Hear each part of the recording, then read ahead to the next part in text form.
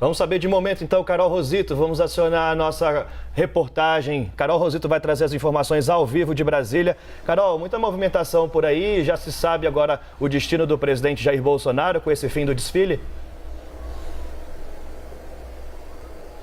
Oi, Daniel, bom dia para vocês, bom dia a todos. Pois é, com o fim agora do desfile cívico-militar, que aconteceu na esplanada dos ministérios, a expectativa fica então para esse possível discurso do presidente Jair Bolsonaro, que pode acontecer organizado ali por apoiadores do presidente, do lado de fora do desfile, a gente lembra, porque deve ser um discurso político, não pode ter relação com a questão do Dia da Independência. Vocês estavam falando até agora há pouco sobre a agenda do presidente Jair Bolsonaro. Vamos relembrar tudo que ele fez até o momento. Ele começou o primeiro compromisso dele lá no Palácio da Alvorada, num café da manhã, com ministros, com autoridades que foram convidadas, então, para esse café. Começou por volta das 7h30 da manhã, durou mais ou menos 1 hora.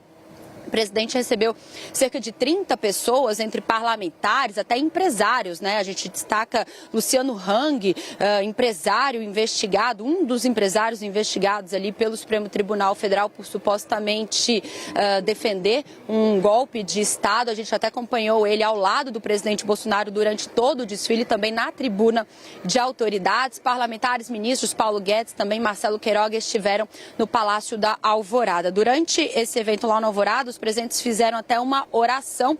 Em seguida, o presidente Jair Bolsonaro fez uma declaração rápida também, chegando a citar momentos da ruptura democrática, como o golpe de 1964. Afirmou ainda que a história pode se repetir, nas palavras dele, uma declaração que foi transmitida pelas redes sociais do senador Flávio Bolsonaro. Por volta das 8h30, todas as autoridades, junto com o presidente Bolsonaro, seguiram então para a esplanada dos ministérios, onde aconteceu o desfile que estava marcado para as 9 horas, todos saíram, o presidente saiu no comboio presidencial até um quartel do Corpo de Bombeiros, onde ele fez a troca do carro, então, entrou no Rolls Royce, para fazer o desfile em carro aberto também na esplanada até a tribuna das autoridades. Até uma curiosidade, Daniel, que aconteceu no Palácio da Alvorada, a gente que acompanhou desde cedo essa movimentação da agenda do presidente, na saída desse comboio presidencial, uma van que levava algumas autoridades, familiares de autoridades, também algumas crianças a gente conseguiu registrar, ficou presa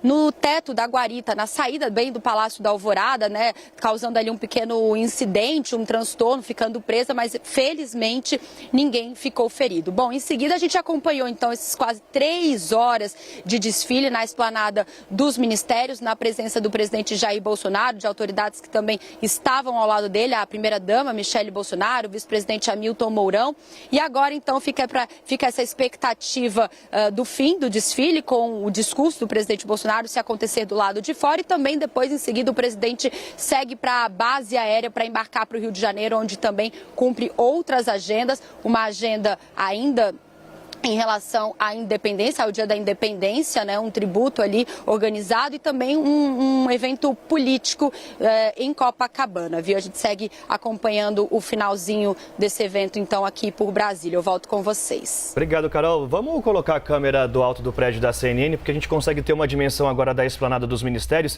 inclusive já a dispersão, porque você vê ali os ônibus que estavam estacionados nesse descampado, bem acima de onde está a nossa legenda, a nossa tarja ali, já também se mobilizando para sair. Olha só, você já vê a movimentação desses ônibus. E Cris, nosso diretor de TV, vou pedir para você seguir com a câmera lá para a esplanada dos ministérios, para o lado contrário do que a gente está indo, para a gente mostrar, porque ali naquela concentração no gramado central da esplanada dos ministérios é que deve haver mais manifestação agora, nesse momento, com o fim do desfile. A gente tem o Congresso Nacional ao fundo, atrás do Congresso Nacional é onde fica a Praça dos Três Poderes, e ali estão o Supremo Tribunal Federal, o Palácio do Planalto, e você está de costas para o Congresso Nacional. Essa região está bloqueada, mas ali ao lado dos ministérios, entre os ministérios, melhor dizendo, no gramado central, é que a gente vê a concentração de pessoas, inclusive com alguns registros, infelizmente, de placas e cartazes com dizeres antidemocráticos, mais uma vez com placas e cartazes defendendo o fechamento do Supremo Tribunal Federal, e muitos cartazes, inclusive, em inglês, num aceno aceno ao exterior também desta manifestação.